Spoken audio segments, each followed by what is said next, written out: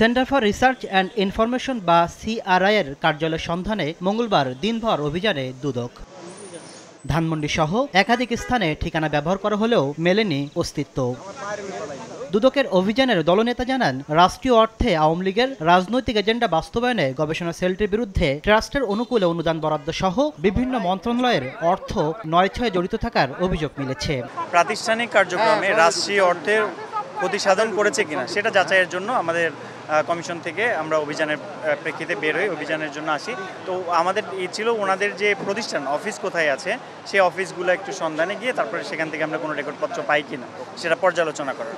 আমরা ওনাদের অফিসে আসি, অফিসে গিয়ে এখানে কোনো অফিসের সন্ধান পাইনি।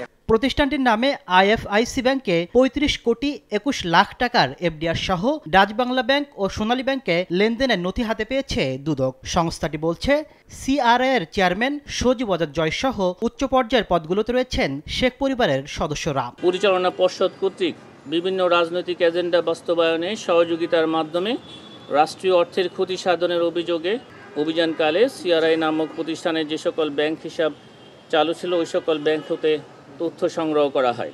প্রাপ্ত তথ্যাদি পর্যালোচনায় দেখা যায় আইএফআইসি ব্যাংকে সিআরআই নামক প্রতিষ্ঠানটির নামে একটি ৩৫ কোটি ২১ লক্ষ টাকার এফডিআর রয়েছে।